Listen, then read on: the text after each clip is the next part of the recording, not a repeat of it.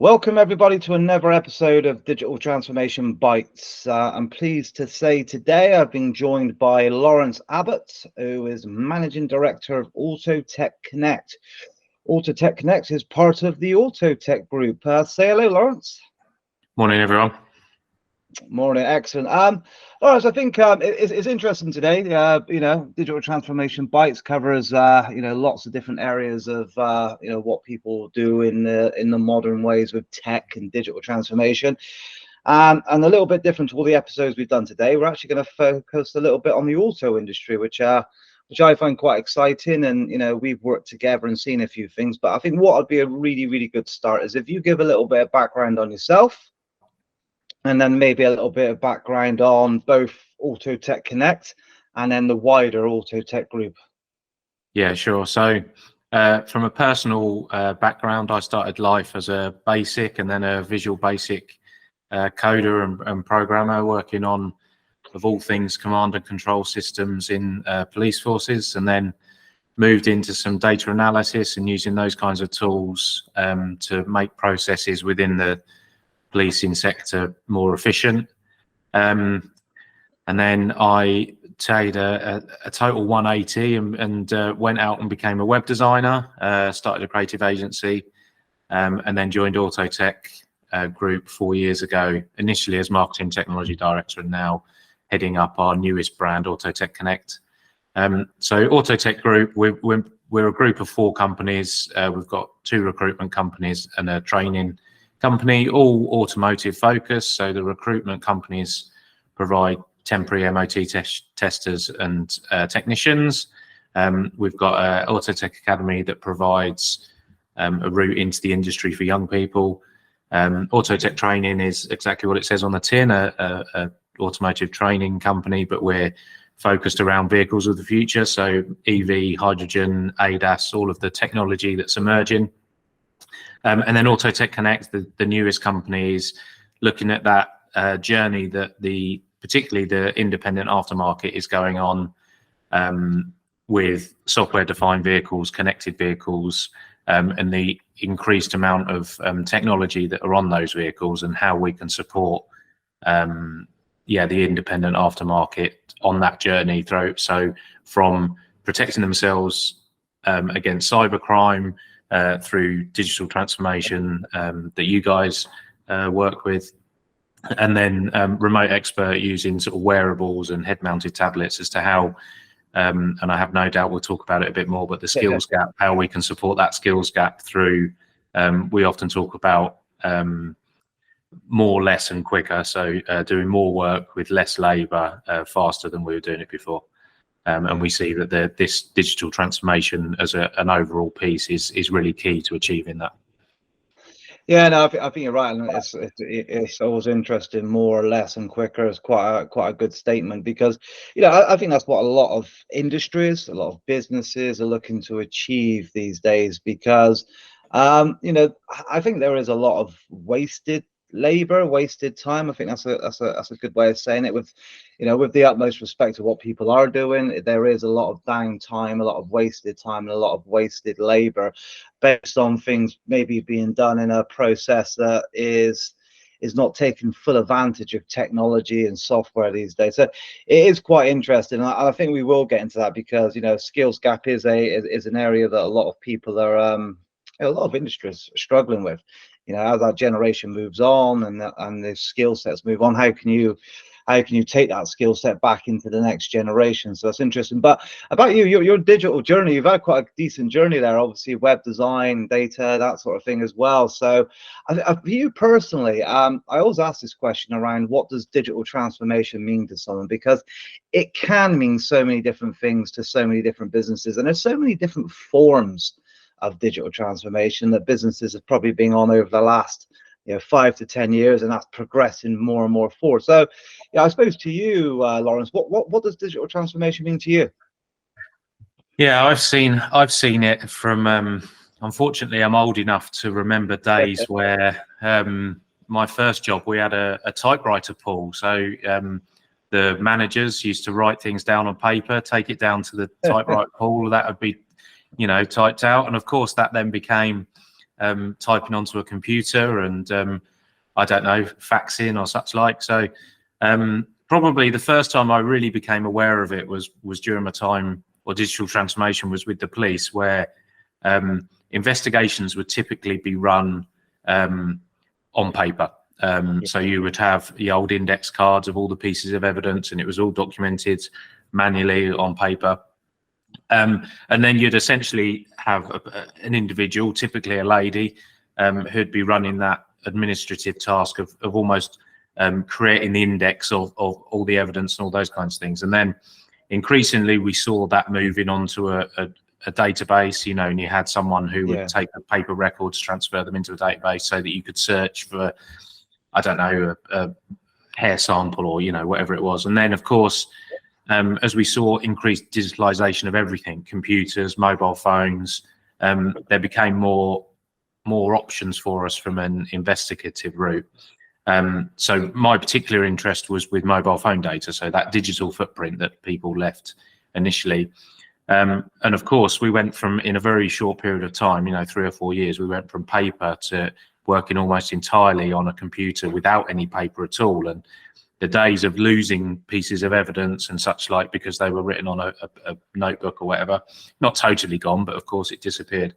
And then, of course, from a marketing and advertising perspective, we saw we still get junk mail through the post, but one of our key ways of advertising back in the day, of course, was printing pieces of paper and sending them out with the postman. And then you saw, you know, the advent of websites, the digitization of those marketing materials, and social media, of course, dominates all of our lives. So that from my perspective has been things that used to be paper, manual processes going onto computers, and particularly around getting that information faster and having a record of everywhere it'd been. But probably more importantly and more interestingly for me was as we saw e-commerce coming into website design. So people didn't have to have a physical store anymore. You could, you know, democratize that retailing experience that, you know, we've all used Amazon. And now that transactional process of buying a book, CD, whatever it was when it started, you don't have to drive to the town centre anymore, good or bad. You know, I'm not saying that it's all good. And then, of course, within my professional life, we see in the automotive sector we're quite paper reliant. So we're I'm sure you remember the days of an MOT certificate being printed out, whereas that's now a digital record. So I think from my experiences, digital transformation is the digital footprints of storing information, recalling information. And now I think we're really moving into an era of digital transformation where it's becoming more important on the input of the data. So in the past, we were perhaps scanned a paper document, so trying to remove that duplication. So for me, digital transformation really is about efficiencies, increasing operational time for individuals so that they can spend, I think about the NHS, whenever I had the misfortune of going to the hospital, the amount of pieces of paper you see and the amount of time, and the amount of staff that you see filling in bits of paper. And if you could, in my opinion, if rather than filling out that bit of paper and then typing it into a computer, going back to my typing pool analogy, if we can make that whole process and then, of course, getting that information out to people a lot quicker. So for me, digital transformation is adapting the processes, adapting the procedures and how we work to ensure that we are as efficient as we can be, and everything is there at our fingertips. You know, think of the Google model for finding stuff. And of course, digital transformation plays a really important role in the amount of traveling we do, and the number of times we see, I don't know, a master tech within my industry traveling from a site in, I don't know, Nottingham to Reading because they've got a specific challenge on a particular vehicle. The tools exist now to allow us to not take those journeys, and of course that has a positive impact from ESG and all those kinds of things. So I think digital transformation is an enormous subject, and started with the invention of a computer, and goodness knows where it will finish. So yeah, I think it's interesting because the model is the same, and a lot of people benefit. You know, two we mentioned there, digital forensics is something I like. I think it's interesting. For the police or for the legal market, when you're doing discovery, and obviously discovery moving on to e-discovery and that sort of thing, and you look at digital forensics, things that are created in phones, email systems, cloud systems, and tablet systems. It was finding the correct process to discover the correct data, and that's one of my first experiences with machine learning. Obviously, when you're setting a set of rules to look for so much more data, because like I said, there's two challenges there. Obviously, yes, it's easier to find the data when there's less being created in paper format, but it's far easier to lose and far easier to put your finger exactly on the right spot quickly. In the digital world, you create so much more, which gives you the ability to find it. It's just finding the right ways of finding it, and working in the past in discovery and in the legal market on the digital transformation side. I agree, that's one of the things, but e-commerce as well. E-commerce just creates speed of service. It creates the ability to do something quicker with less travel, with no carbon footprint, and instant. And that's the model that most digital transformations follow. You know, take out the purchasing something, but what you want to try and do is create data quickly, create a process quicker, reduce travel, reduce wastage, reduce downtime. And what amazes me when you talk to people is a lot of people really understand the e-commerce model. They see the e-commerce model, they accept that that's what Amazon has done. And it ain't just Amazon, it's companies like Shopify and all that who have allowed small businesses, small retail business to quickly create a store and then take that business geographically, you know, regionally, worldwide. Yet when they look at the operational side of their industry, they don't apply the same rules, and it's very, very difficult to get people to apply the same rules. And quite quickly they go back to, well, this is how we've always done it. And yet, do you see that? I suppose there's a question there is, yeah, we look at that, and then you look at, I suppose, how Autotech Connect, and that's going to take that digital transformation to an industry like the automotive, from both in education and inspections and whatever people are doing. Even though they accept a digital transformation maybe in their personal lives and the way that they live, do you see it being adapted on an operational sense on a day-to-day basis in the working environment? I think increasingly, the automotive sector is massive. We, you know, because all of us drive cars, we always default to cars as the be all and end all of the automotive sector. But of course, you've got, as we're increasingly seeing with EV vehicles, that it's not the automotive sector is starting to encompass other areas, so cleaning machines and things that are using a similar technology for. So I suppose the point there is that there's different adoption in different industries. So commercial and truck, you're seeing a lot more adoption of digital processes because they're under so much pressure. So if you think of, I don't know, your local independent plumber, if his van is off the road for a day, he's losing money. So he's putting the dealership or the garage or workshop that's repairing his vehicle under as much pressure as he can to get that vehicle back on the road, because it's actual money in his pocket that he's losing. Agreed. Yep. Of course, you amplify that up to your DPDs, Amazons, DHLs of this world that are running hundreds of thousands of vehicles, and you know, almost for every second that vehicle is off the road, they're losing money. So probably because of the e-commerce background element, that is driving change within workshops. But what we're really seeing, and you've encapsulated it really well, is that in the sales cycle, digital transformation and digitizing processes or sale, largely, you know, COVID had a big impact on that, and people not being able to go out shopping. But you know, there's some really sophisticated online and digital sales processes going on within passenger vehicle cars. But what we're not seeing is that pushing through into the workshop. So we're still, if you were to walk into majority of workshops, there would still be paper job cards, for example. The way, you know, there's some companies out there that are very successfully doing video evidence of the repairs that have been carried out on vehicles and sent to customers. But even then, they're big companies, but it's quite sporadic because the industry is large.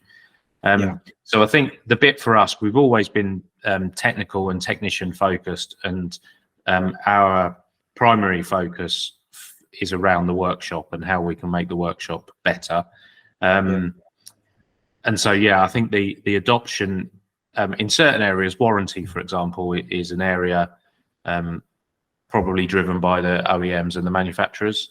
But the day-to-day operation of a workshop is almost, we've always done it this way, so we'll carry on doing it. So,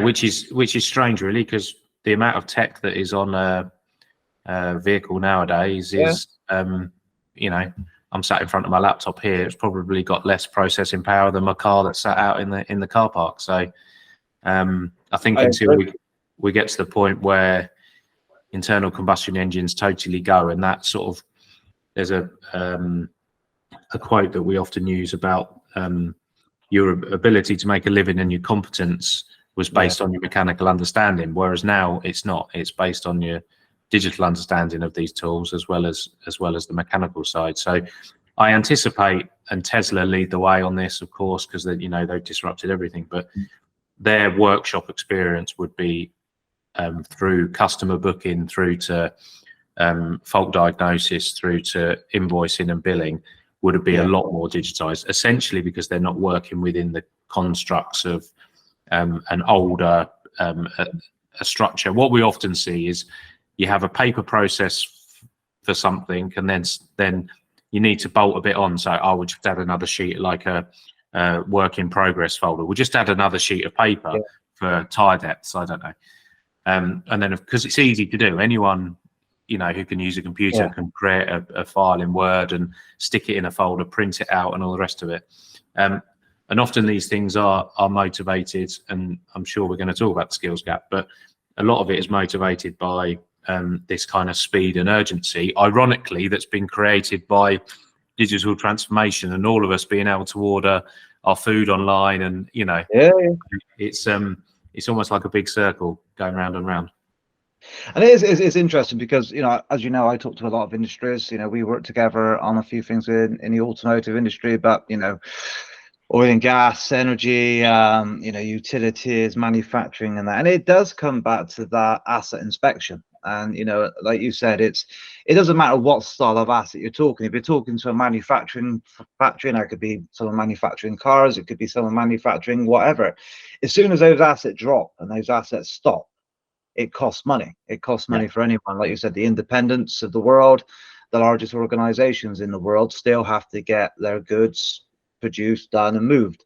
So it is interesting. You come back to the same challenges, but then you see those same challenges in life, which is we quite often see companies that do have some sort of very, very good upfront digital transformation. I'll be honest, the last 3 or 4 cars I've purchased myself, I've not test drived.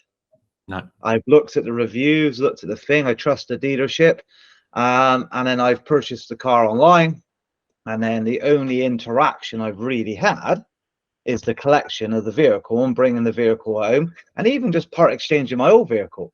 Because of the baby, like the last couple of times I was lucky enough to buy a new car, they were only interested really in the metadata of that car, how many miles has it done, what's the service history, blah, blah, blah, which I could give them quite quickly. And in this day and age, on that side of things, they were able to track the details of the car as well, because like you said, it's so, but it is what happens next. And quite a common thing I see is it hits that brick wall then, that they have the data, they have the information, but it's printed off. And then it's manually completed via pen and paper. And this isn't just an automotive thing. This is major industry across the world, and all 4 or 5 sectors we've talked about. And then whatever person has completed the task then fills it in pen and paper, comes back to a desk, sits down and retypes it. So not only are they doing it twice, so one time is just regurgitating the same information, they actually do it twice. And then obviously it delays that process of action. Because if you are inspecting an asset, 9 times out of 10, there's an action.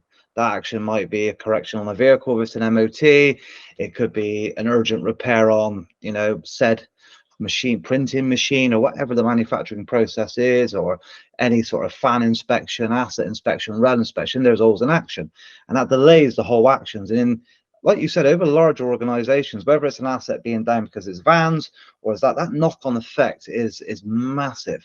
I suppose one of the areas I've discussed with people I'm leading up to is, do you see, you know, with the work that we've done about putting digital workflows, digital processes, and adding those into the automotive industry, which instantly gives answers, instantly gives data, instantly gives reporting. But do you see automotive industry, or whichever, you know, this major dealerships at the first stage or longer term maintenance repair of vehicles, do you see them building data sets over time and starting to use things like artificial intelligence to start predicting the problems with cars, or not just cars as well, like larger good vehicles, vans, lorries, you know, HGVs, etc.?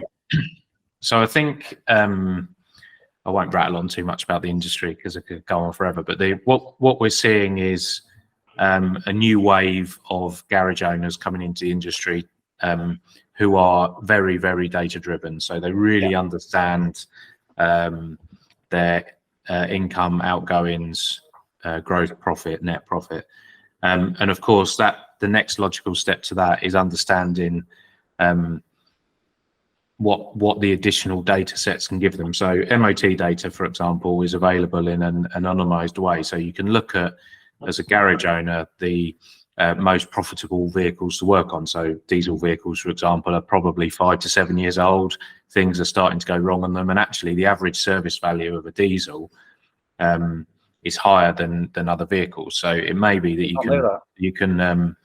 you can target your marketing accordingly, all based off data. And you have GMS, garage management system. So again, that data, and there's one called Garage Hive that we work really closely with, and they're doing some really cool stuff with BI and reporting on aggregating their customer, again anonymized, but aggregating it up so that they get this really rich picture of, I don't know, a 2003 transit van comes in. What are the most likely faults, or what's the most likely MOT failure? And of course, you're not allowed to service the vehicle before you MOT it, but equally, it allows you to improve your customer experience, because they'll be bringing it in, and then you can say to them, I don't know, it's got 120,000 miles on it. It's most likely it will need. And again, I don't think people mind paying the money out as long as it's communicated clearly. So yeah, using that data. The other really cool stuff we're seeing around AI is around damage and on and off hire of vehicles. You know, like airports, for example, walking around with a wearable, taking images of the, you know, driver's side, passenger side, front, rear tires, and then running it through a model that will identify the damage that perhaps a human working in low light dashing around because they've got 20 other cars. It gives you an opportunity, but also it gives the customer reassurance that when they collect that vehicle, they've got a really good digital record, you know, on their mobile phone that everyone's got in their pocket, of what the damage was when they collected it. I'm sure we've all had experiences where you've had a vehicle and you've dropped it back, and then you've spotted the damage that you'd missed when you collected it because you were excited and you wanted to get to your villa. But of course, you know, you extrapolate that out into crash repair and fleet contracts where the vehicles are coming in and out. If with the SLA, if that damage isn't reported within a period of time, you know, 48, 72 hours, the end customer then can't, because of the SLA, can't be charged for it. So again, we've hit a point where we're almost on the edge of a cliff with labour and the lack of technicians that have entered the industry over the last 30 years. So having skilled individuals to do these damage assessments and all those kinds of things, AI is going to play a really important role in how we, again, more or less quicker.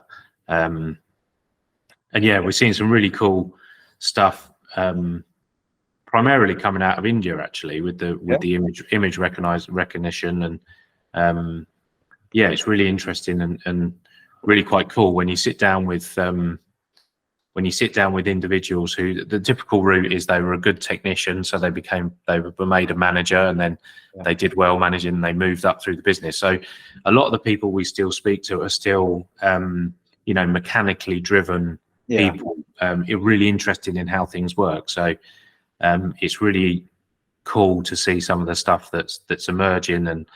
And going back to your initial sort of question with the AI and data analysis, that's probably, I think, the next frontier for us, is how we can bring in those big data sets and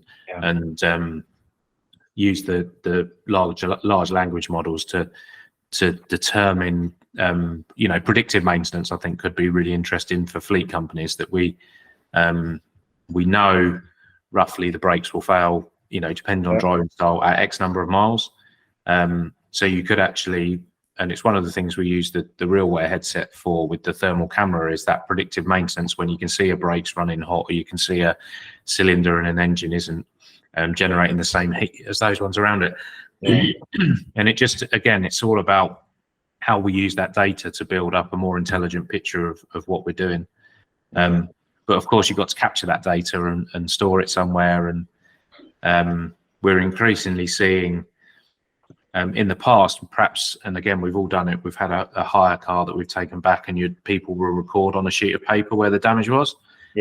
What we're increasingly seeing is through wearables, taking a photograph of the damage or a video, and then of course capturing that in a report that is time-stamped, GPS, all those kinds of things, so that it builds integrity and trust amongst customers.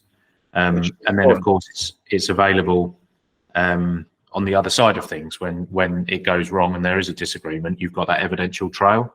So yes, it's an interesting time. It is. I think it's interesting. I like how you mentioned the RealWear thermal camera. Got asked you, do you use it in full Predator mode, or is it on the different tiers? Because full Predator mode I always enjoy. I know it's for people that haven't, who don't know, we have done a podcast with RealWear before. The thermal camera, basically on a wearable RealWear device, gives you the ability to take photos and videos as normal as any other device, but then you can have different tiers of heat levels, so where different levels of showing you different heats in different styles of picture format. And then the most extreme one is, if you've seen the film Predator, virtually on that level, where you can just see the different tiers, and obviously red produces the heat. But it's an interesting one, because there's a few industries where they talk about that using that thermal camera, because sometimes you just cannot see things with the naked eye. And then that style of tech with the right sort of software must give a massive advantage to instantly pinpoint if there's an issue. We do, through our training brand, we do quite a lot of training with first responders, blue light services, and we're increasingly seeing the use of wearables and digital processes for when they first get to site.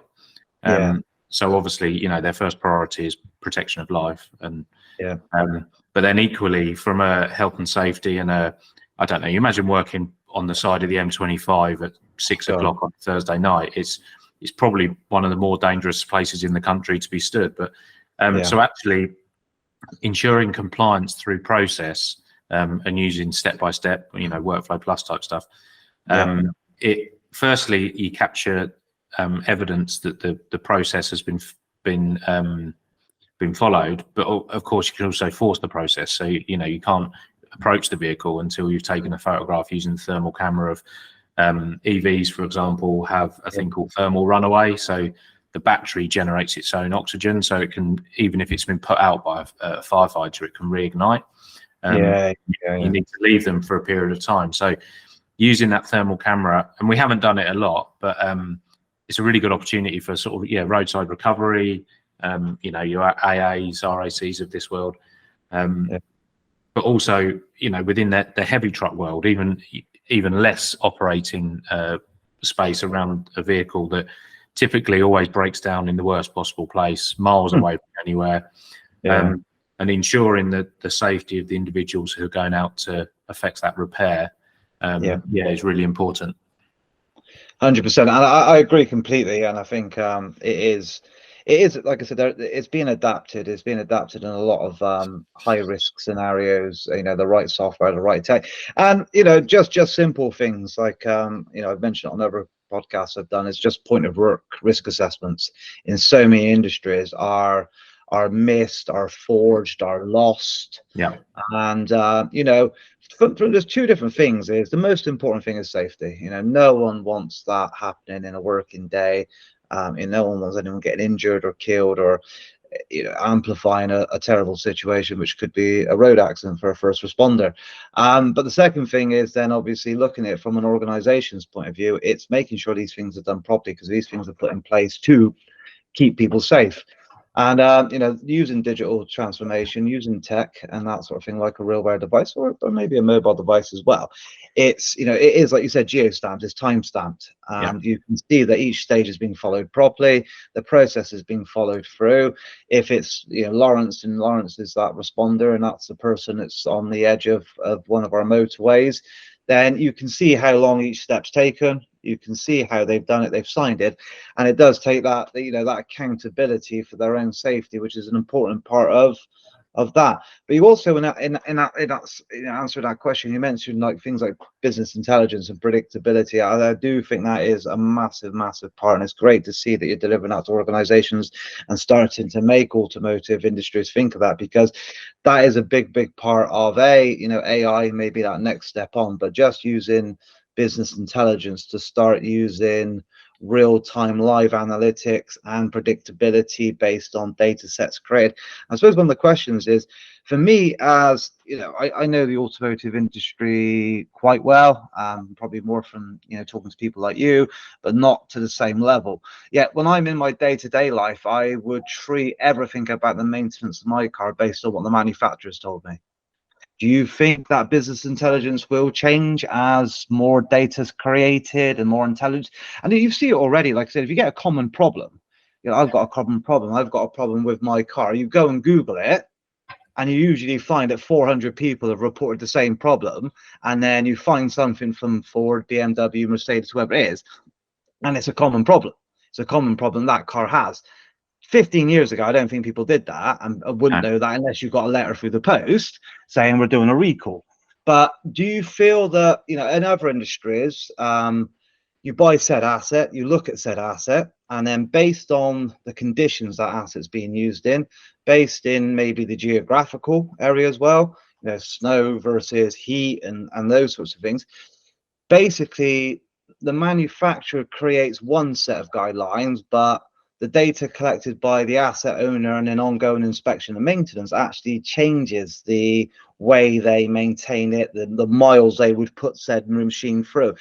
Do you see that changing in the automotive industry with assets over time?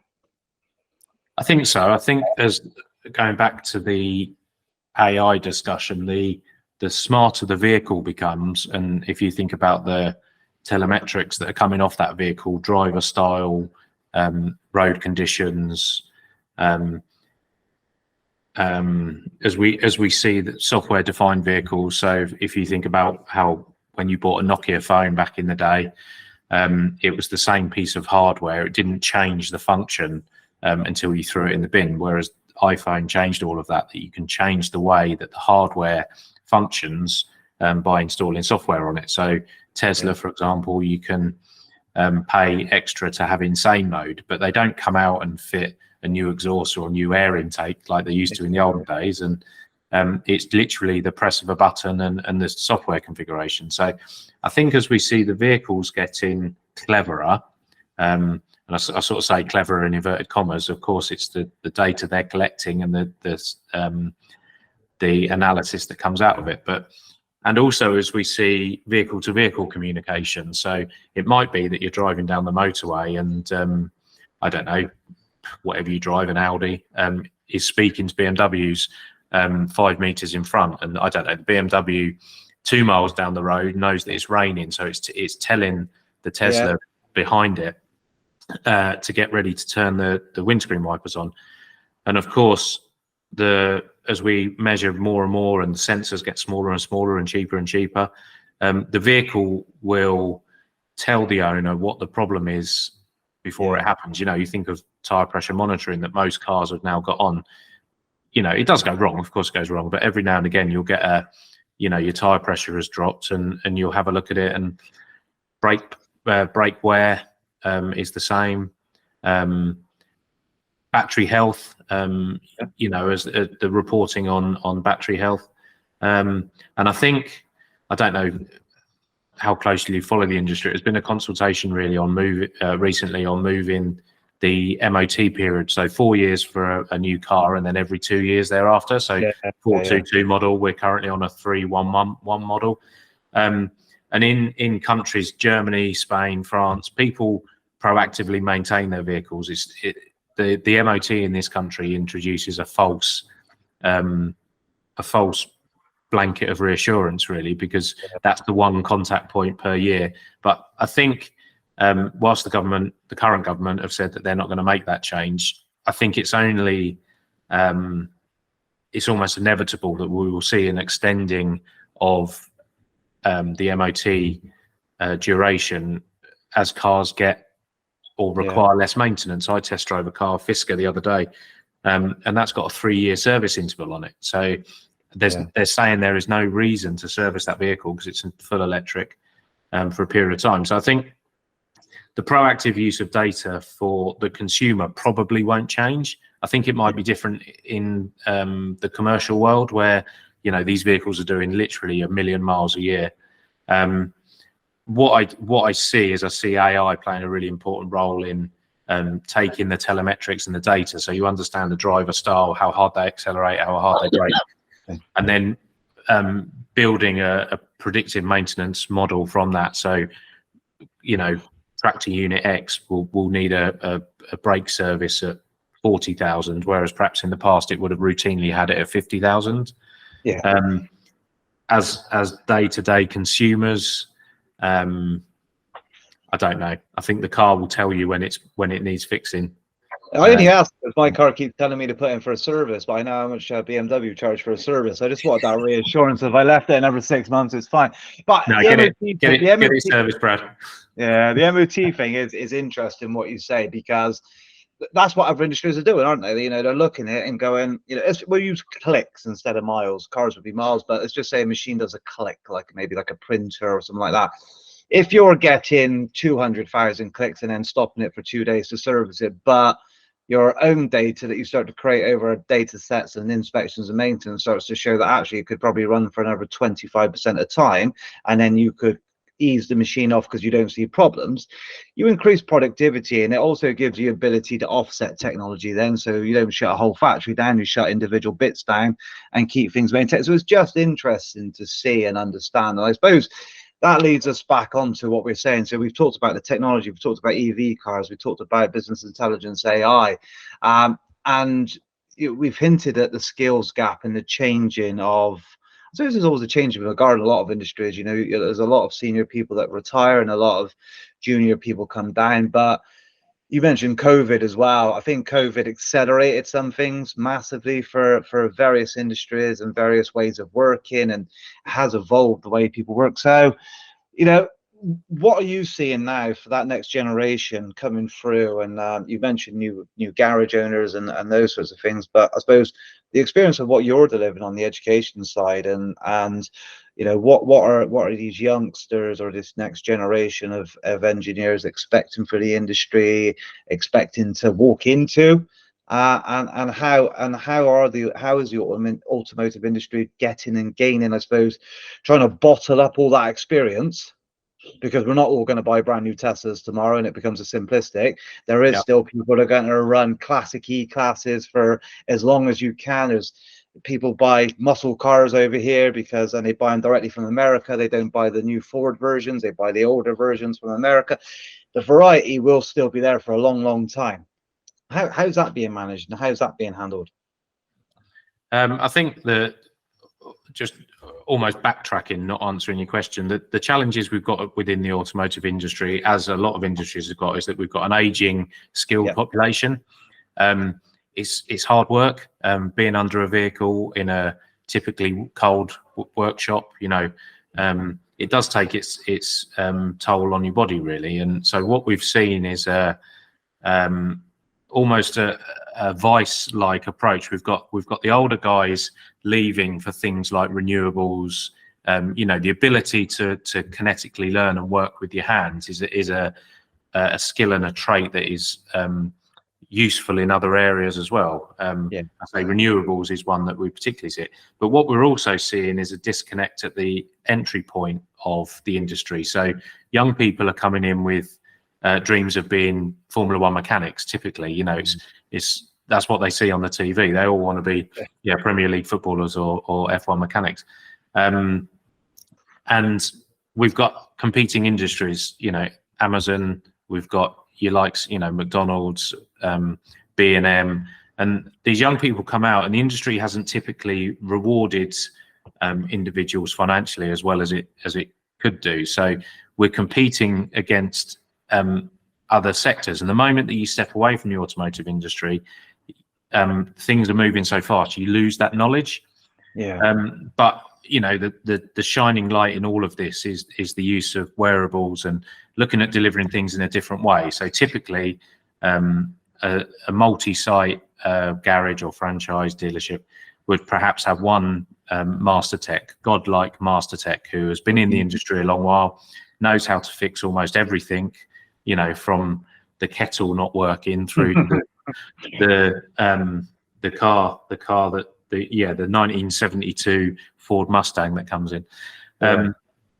But what we see through digital transformation and wearables and remote expert is giving that person an opportunity to step away from the workshop and mentor on a one-to-many basis. So it might be that you take, 6 young people working across 6 sites, and they're all working on a particular fault.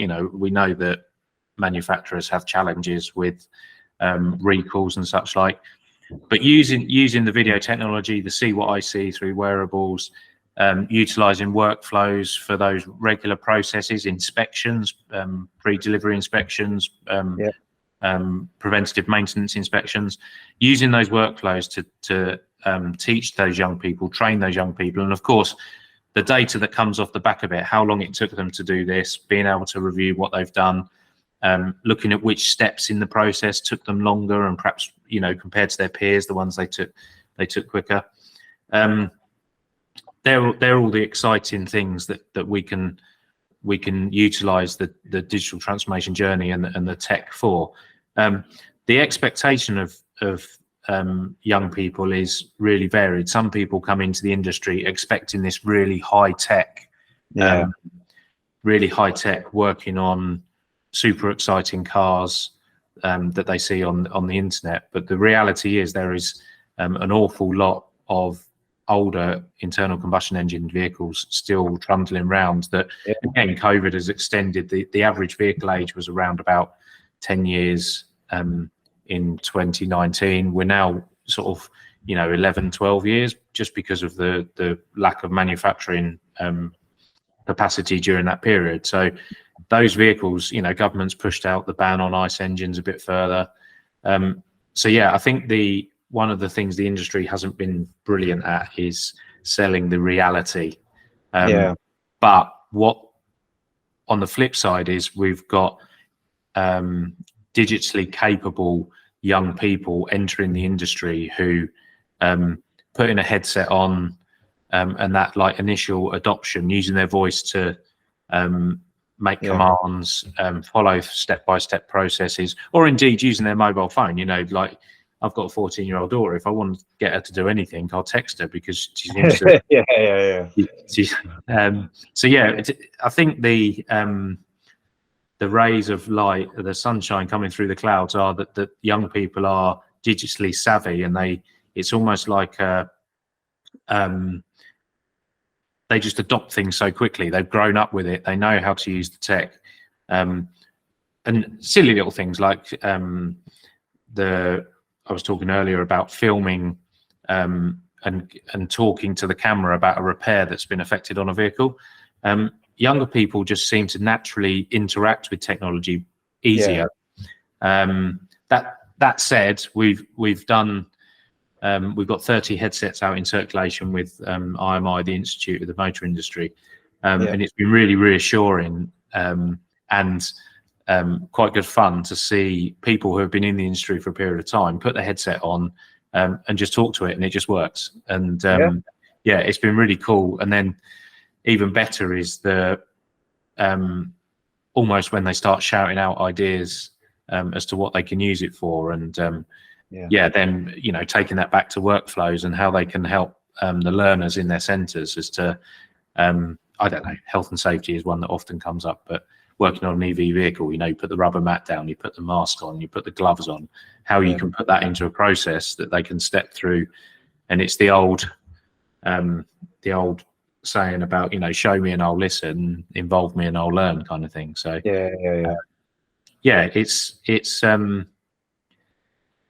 perception of young people or people entering the industry, not just young people, often isn't matched with the reality, I suppose.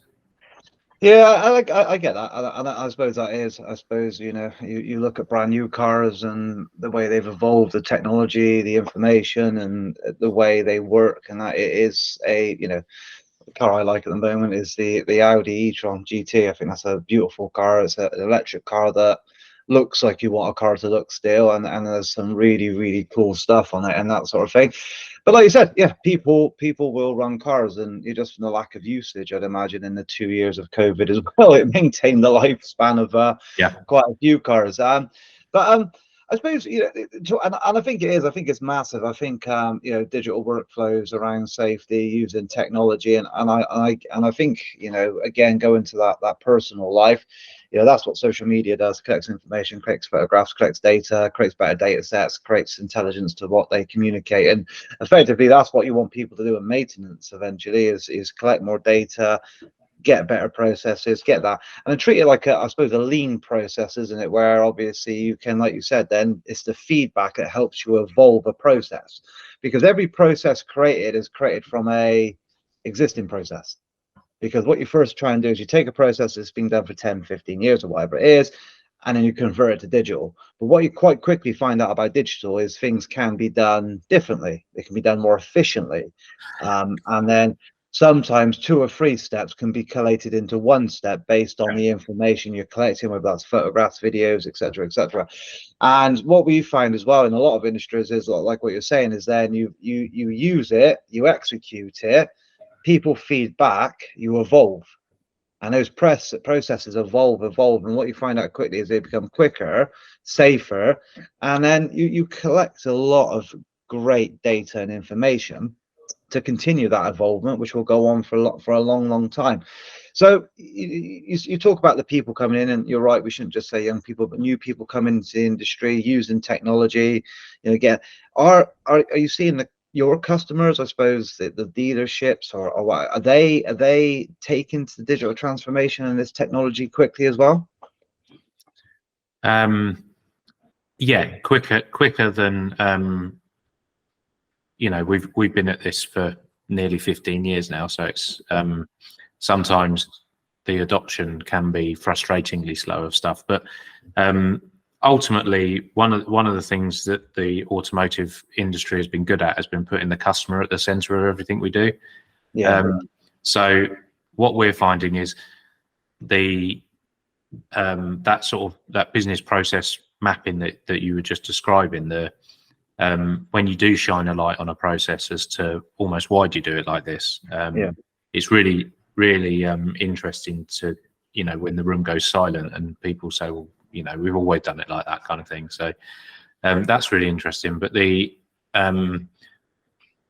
often the change is driven by improving the customer experience. So be it the example I gave earlier of on and off hire of vehicles, or increasing or building trust between the technician, the person who's repaired the vehicle, and then the end user.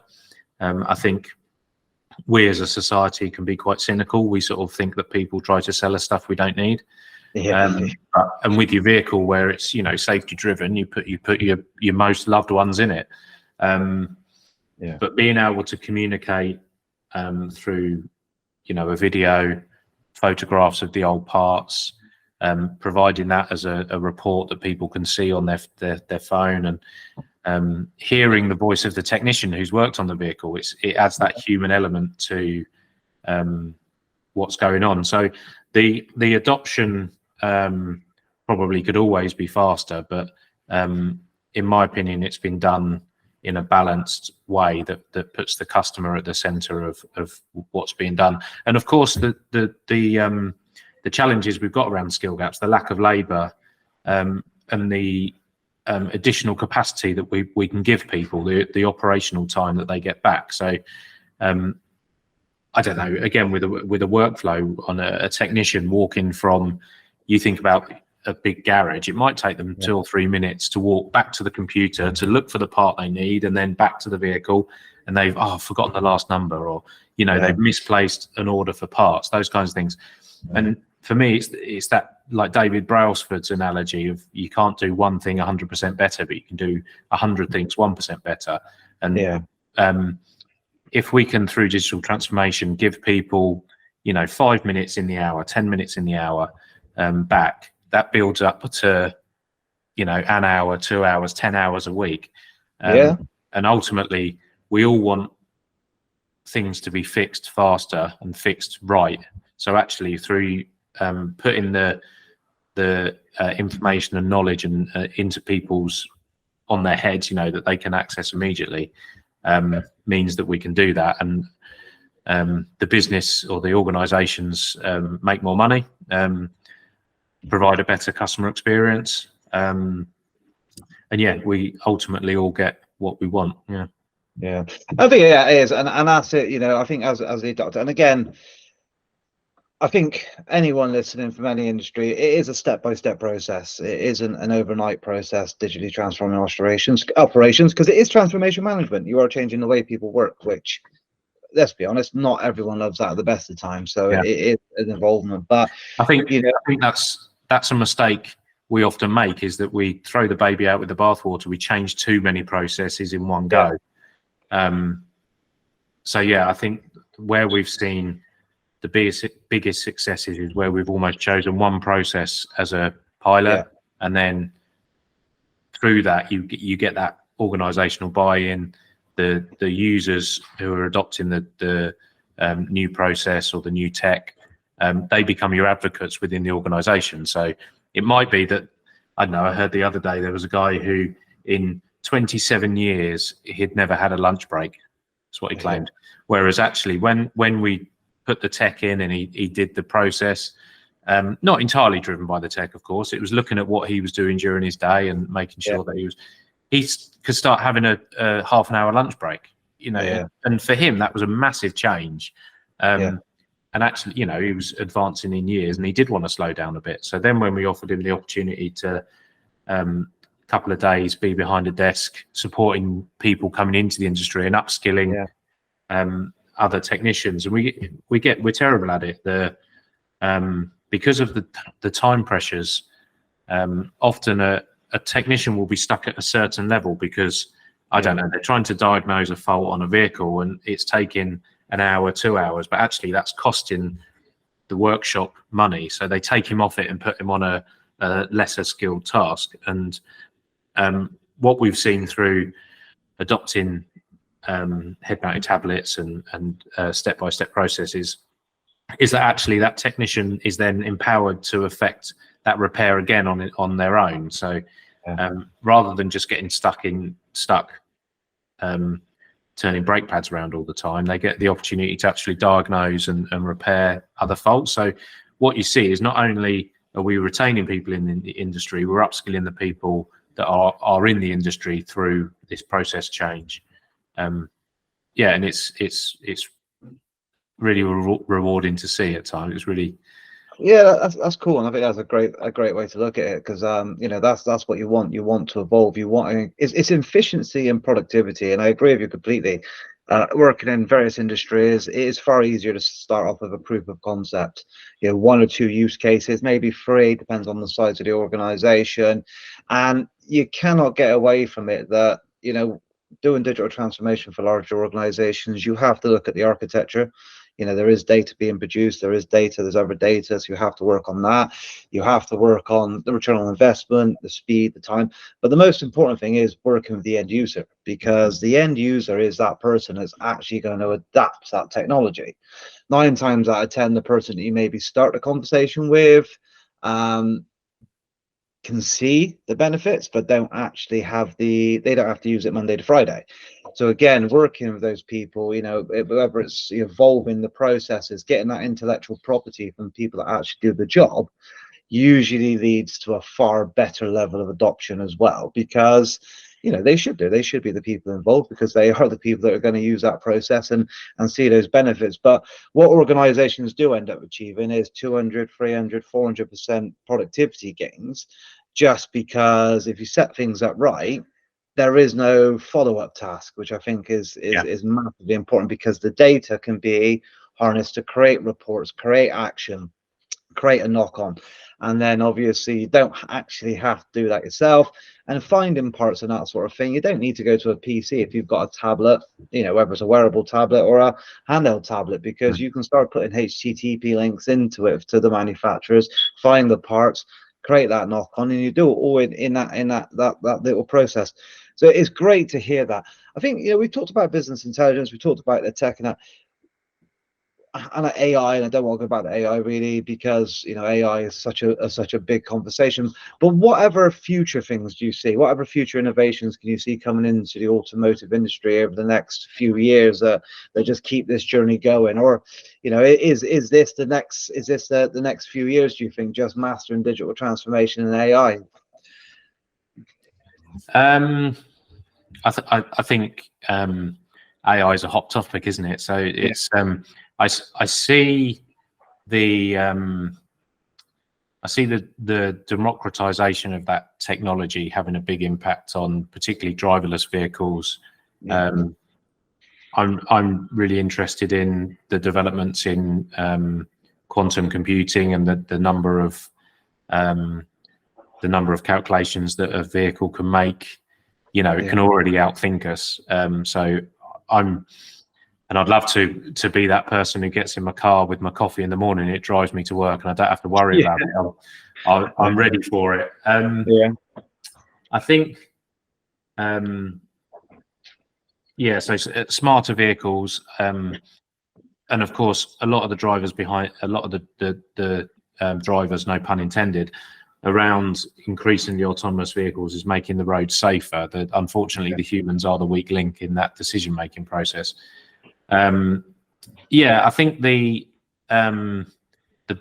big changes will be how we interact with the workshops that we use to repair our vehicles. I think we will be seeing fewer vehicles in workshops.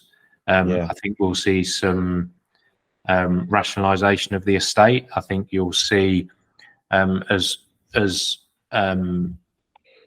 the sort of agency model, direct to consumer becomes more popular. Again, Tesla sort of led the way, but Mercedes and Volvo have now made a commitment to selling direct to consumers. What you'll see is almost like the supermarket effect, that you'll take your car to, typically, I don't know, you'd maybe go to one place for your tires, one place for your exhaust, one place for bodywork. I think we'll see a homogenization of all of that, and you'll almost drive your car in, and there'll probably be fewer interactions with the person, or in as much as you'll drive up, they'll already know what the problem with the vehicle is. And the olden days of describing that it was wobbly at 60, I don't think those days will exist anymore, because there'll be so many sensors on the car. The car will know that it's wobbling at 60, and will tell you why, and probably even fix the problem on the fly as you're driving along. So I think it's a really exciting period. I think AI will really complement the physical skills that people have. I don't think anytime soon we're going to see robots fixing vehicles. I still think humans are going to be very, very key to the safety and the maintenance of the vehicles. But I'm really excited to see how we can make what has been quite a challenging industry. Like I said, the conditions that these technicians work in, they are improving, but they are still not brilliant. You know, it's still quite cold. It's still manual labour. You know. Yeah, tire changing and that sort of thing is probably the Yeah, one you always stick in your mind when you get your tires done. It's the garage doors are open. It's -2. It's January, and then the whichever person's doing it's lead on the floor to check on the back of it, see where the nail is, if it's a punch or if it's a repair. It's tough. It's tough. Yeah, and then how we support those individuals within the industry to make sure that it's an attractive proposition, an attractive industry for young people to enter. And of course, the automotive industry isn't just about fixing vehicles. It's all the marketing, accounting. You know, you could do hundreds of jobs within the automotive sector. And I think as we see more technology creeping in, we will become more appealing for students, young people who are interested in the sciences, maths, just because of the tech. But of course, as those digitally competent individuals come in, we're going to see more and more transformation and more automation of processes. Too often, we work in silos within the industry. So you'll have a system over here that doesn't talk to this system here. So I can see that there'll be some increased use of APIs and having systems speaking to one another. Again, just to bring those efficiencies really. So the world is our oyster, I suppose. You're right. You're right. And again, a lot of other industries, the integration of various platforms is key. You want one true source of data eventually, or one true source of of truth, if the other saying, isn't it? So obviously, and that's where when we work with people, and that's what you can do is generate that data through. But I think it's been a very interesting conversation, and I'm excited about the automotive industry. And I think you're right, a lot of industries will see that the sort of person that maybe worked in the industry 25 years ago to the sort of person that'll be working it in 10 years ago is massively different, because automation, VR, AR, XR, whichever digital processes, automated processes will evolve the way everything's done, purely by the fact that, and IoT sensors you mentioned as well, they're massive as well, because it starts to create all the data around an asset. It will evolve. Look, Laurence, thank you so much. It's been a really great conversation. If anyone wants to get hold of you after they've watched this, because they are looking to do something now, how can they get hold of you guys? Easiest way is through autotechconnect.co.uk. We've got a contact form on there. We're available on the phone numbers on there. All normal social media channels, just search for Autotech Connect. We'd love to speak to people and see how we can support them. Excellent. So once again, thank you very much. And I'll see you everyone else next time on Digital Transformation Bytes. Bye.